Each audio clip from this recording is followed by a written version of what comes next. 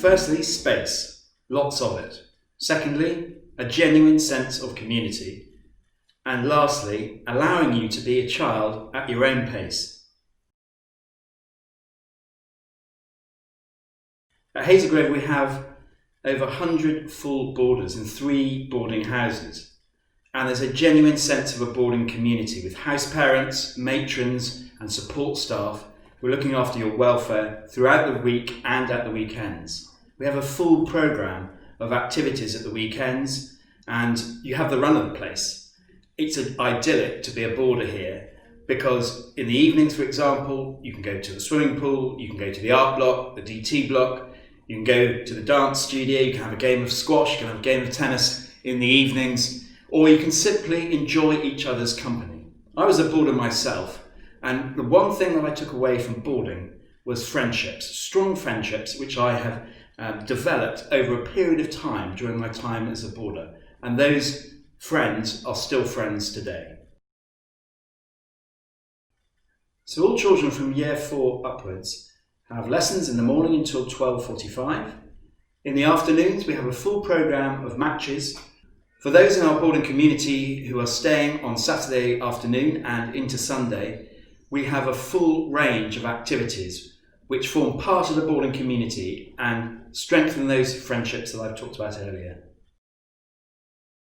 We're incredibly well served by our transport links to London. The A303 is close by, despite the fact we're in idyllic surroundings, and that takes you into London in 2.5 hours. Castle Carey is only 5 miles away and will take you into Paddington Station in 2 hours, and Sherburn, 8 miles away, will take you into Waterloo at just round about 2.25 hours. At Hazlegrove you can register at any time. The normal entry points are nursery and reception, year 3 and year 6. But by registering early you strengthen communication with the school, but also if there are waiting lists then we would look to see at the date of your registration when we would be contacting you about a place. It's really important to us that children come to Hazlegrove and see it as it is. They would arrive in the morning, be paired up with a guide who will take them through their day and they'd be following their timetable. For one of those lessons, what we would just ask is that a child is assessed for about 35 minutes, looking at reading, looking at spelling and looking at some maths. We are largely non-selective, but we just want to make sure that we've assessed any needs that a child might have if they came to Hazlegrove in the following term. Hazlegrove is a preparatory school and we prepare for the future. And future schools advice is really important to us. We send to a range of different schools, up to 20 each year, both locally and nationally. 30% of our children go to King's Breton, for example, which is only 8 miles away. But they go to Marlborough, they go to Canford, go to Bryanston, they go to Eton, Wickham Abbey, St Mary's Caen. Each year they go to different schools and we are unfazed about preparing them for those schools. Because each year we have a different makeup and children have different destinations that they end up going to. Like everything in life, when you're making an important decision, you need to do your research.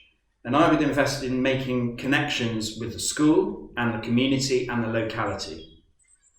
So just looking at the school, contact the admissions office, look at the website and the news stories which are on the website, whether that's on Facebook, whether that's Twitter, whether it's the photographs which are available and the breadth of activities which are on offer.